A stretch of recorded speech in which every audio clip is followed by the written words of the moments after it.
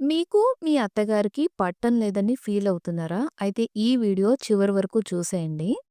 ఆస్ట్రియాలో షోన్బ్రున్ Vienna palace చూసి, సరే అక్కడికెళ్ళిన గుర్తుగా ఏదైనా కొనుక్కుందామని చూస్తే, CC soap, CC lip balm, CC perfume ఇలా అన్నీ ఎంప్రెస్ సిసి వాడినవని చెప్పి అమ్మేస్తున్నారు. అసలు ఎవరబ్బా ఈవిడ? మొన్న రాణి రుద్రమదేవి లేదంటే ఝాన్సీ లక్ష్మీబాయి లాగా యుద్ధాలేమైనా చేసేసారా ఏంటని ఆరా తీస్తే తెలిసిందేంటంటే, ఈ ఎంప్రెస్ యుద్ధాలేమీ చేయలేదు.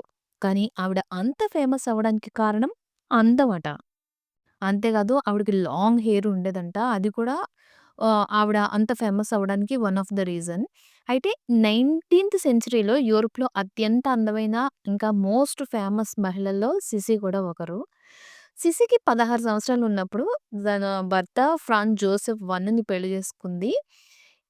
పెళ్లి అయ్యే ముందు వరకు కూడా ఆవిడ చాలా ఫ్రీగా ఉండేదట. ఎప్పుడైతే ఈ పెళ్లయిందో ఇంకా ఆవిడకి రెస్ట్రిక్షన్స్ అయితే స్టార్ట్ అయినియి. అప్పటి వరకు ఫ్రీగా ఉన్న ఆవిడి ఒక్కసారిగా ఇలా బంధించినట్టు అయిపోవడం ఆవిడకి ఎంత మాత్రం నచ్చలేదు. పైగా సిసికి నలుగురు పిల్లలు. ఈ పిల్లలు పుట్టిన తర్వాత అసలు ఆళ్ళ పిల్లల్ని ఎలా పెంచాలి అనే దాంట్లో అత్తగారు టూ మచ్‌గా ఇన్వాల్వ్ అయిపోయేవారంట. దాంతో సిసికి వాళ్ళ అత్తగారికి తరచుగా ఆర్గ్యుమెంట్స్ అయితే జరుగుతుండేవి. మనం ఏమనుకుంటామంటే కేవలం ఇండియాలోనే ఇటువంటివి ఉంటాయేమో అనుకుంటాము. కానీ కాదు. ప్రపంచమంతా అలాగే ఉండేది. మనం కూడా మన సిట్యుయేషన్ గూడా ఇంగ తర్వాత తర్వాత మారుతుందేమో కానీ చూడండి 19థ్ సెంచరీ అందగత్తెయిన 'సిసి'కి కూడా అత్తగారి పోరు తప్పలేదు. ఇంక మనమెంత ఒకసారి ఆలోచించండి.